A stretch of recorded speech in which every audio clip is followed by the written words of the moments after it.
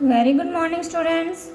I am your science teacher, and today I am going to teach you science of class 7th. And today we continue chapter 7, physical and chemical changes. Now today we discuss part 5th. So now see in the book. This is your science book, science of class 7th. Now let's open chapter number 7.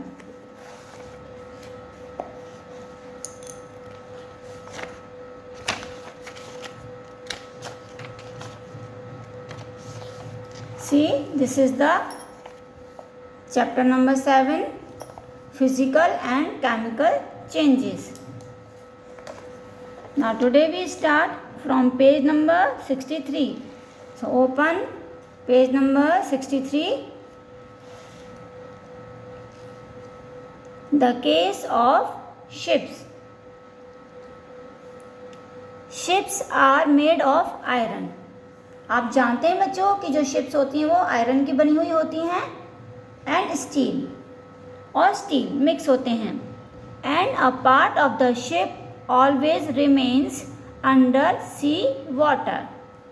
और ship का जो parts है मतलब ज़्यादातर part ship का वो पानी के अंदर डूबा हुआ रहता है. Even on the part of ships which remains above the sea water. और उसका कुछ पार्ट जो सी वाटर है उसके ऊपर होता है जो हमें बाहर से दिखाई देता है. Water drops keep clinging to their outer surface.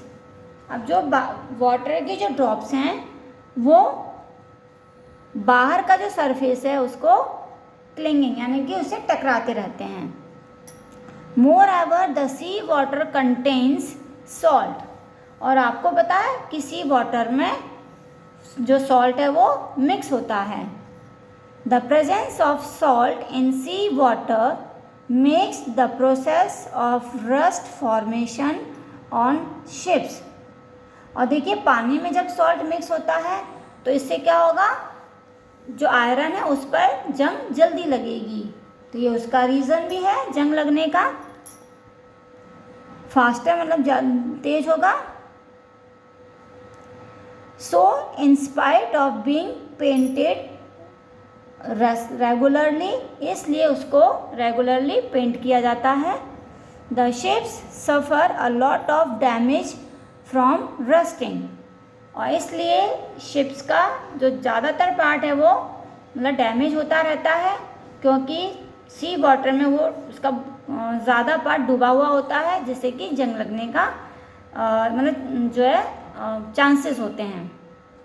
In fact the damage caused by rusting is so much that a fraction of ships and iron has to be replaced every year.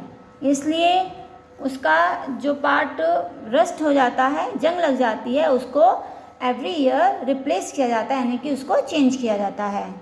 So this causes a lot of monetary loss to the world. तो ये जो है rust लगने का एक सबसे बड़ा world का नुकसान है कि लोहे पर जंग लगती है. इससे मनी का भी लॉस है क्योंकि एवरी ईयर जो आयरन पार्ट है वो चेंज किया जाता है और शिप तो बहुत बड़ी होती है तो उसमें मतलब मनी भी खर्च होती है तो इससे मनी का लॉस होता है. Now second is the iron pillar at Delhi. देखो दिल्ली में एक आयरन पिलर है.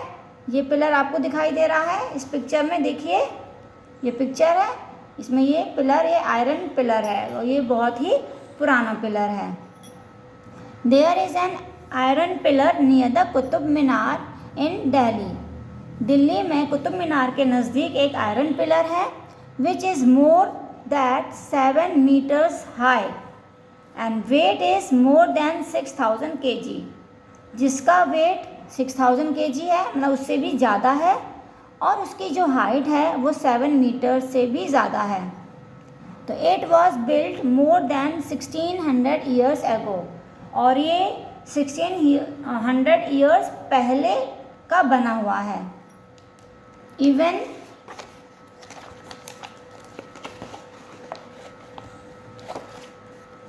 After such a long period, तो इतने मतलब 1600 ईयर्स पहले का बना हुआ है बच्चों, ये कितना पुराना है। तो इतने लंबे टाइम के बाद भी the iron pillar has not rusted at all, तो आज भी उस आयरन पिलर पर कहीं पर भी जंग नहीं है।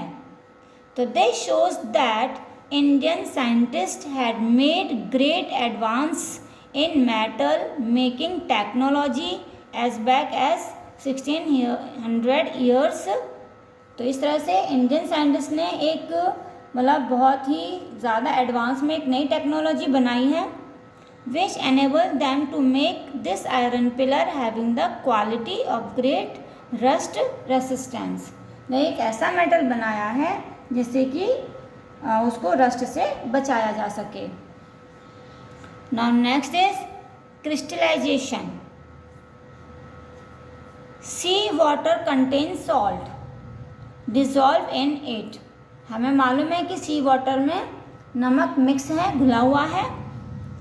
We have learn in class 6 that salt can be separated from sea water by the process of evaporation.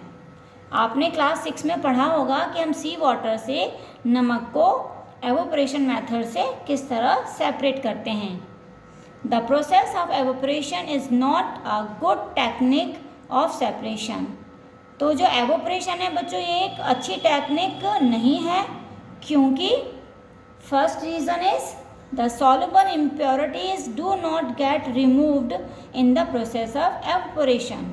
क्योंकि बच्चों सॉल्ट के साथ जो दूसरी इम्प्योरिटीज़ उसमें मिक्स हैं, उन इम्प्योरिटीज़ को हम एवोपोरेशन के मेथड से अलग नहीं कर सकते।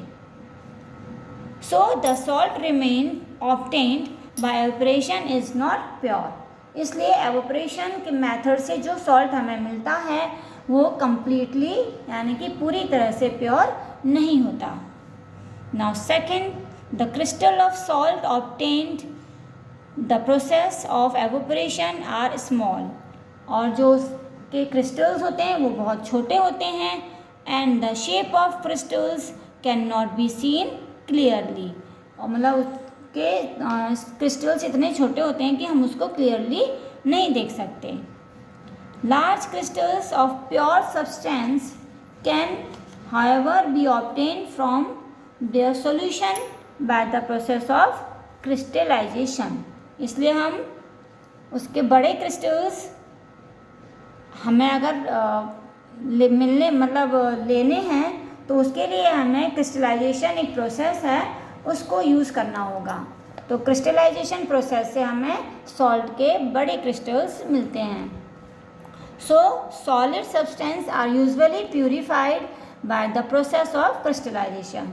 और जो सॉलिड चीज़ें मिलती हैं यानी कि जो सॉल्ट मिला हुआ है उसे हम क्रिस्टलाइजेशन से प्योर भी करते हैं। Crystallization example of physical change. Crystallization एक फिजिकल चेंज का एग्जाम्पल है and this is describe below. और ये देखो नीचे दिखाया गया है, नीचे बताया गया है कि किस तरह से ये मेथड यूज़ किया जाता है। The solid particles having flat surface, straight edges and regular shapes are called crystals. crystals हम किसे कहते हैं? मतलब सॉलिड पार्टिकल्स होते हैं जिनका सरफेस बिल्कुल ऐसे फ्लैट होना चाहिए और उसकी जो किनारी होती हैं वो बिल्कुल ऐसे स्ट्रेट होनी चाहिए। जैसे आइस क्यूब देखी है आपने, बर्फ़, उसका ऊपर का सरफेस हर तरफ से फ्लैट होता है और उसकी एक बिल्कुल ऐसे किनारी बनी हुई होती हैं। तो इस तरह की जो रेगुलर शेप है उसे हम क्रिस्टल्स कहते हैं। मैनी सब्सटेंस फॉर्म क्रिस्टल्स, ये बहुत सारे अलग अलग सब्सटेंस के क्रिस्टल्स होते हैं। The process of cooling a hot concentrated solution of a substance to obtain crystals is called the crystallization. अब ये प्रोसेस होता है बच्चों, उसे कूल करना और ठंडा करना, एक कंसनट्रेटेड सॉल्यूशन को हॉट करके फिर उसे कूल किया जाता है। उसके बाद इस प्रोसेस से उस सब्सटेंस के हमें क्रिस्टल्स मिलते हैं। So that process is called the crystallization. The process of crystallization is used to obtain large crystals of pure solid substance. Crystallization में किसी भी substance के प्योर सॉलिड क्रिस्टल्स मिलते हैं from the impure solid substance से। An impure solid substance usually contains two types of impurities. और जो impure solid substance होते हैं उसमें टू टाइप्स की impurities मिक्स होती हैं। First is insoluble impurities and soluble impurities. And impurities are removed by the filtering its solution, whereas soluble impurities get removed during the crystallization. कि जो impurities होती हैं जो इनसॉल्युबल होती हैं उन्हें हम फिल्टर से रिमूव कर सकते हैं और जो सॉल्युबल इम्प्योरिटीज़ होती हैं उसे हम क्रिस्टलाइजेशन से दूर कर सकते हैं। Now example is we will form the large crystal of pure copper sulphate from an impure sample of copper sulphate powder by the process of crystallization. So this chapter is completed. Thank you, have a nice day.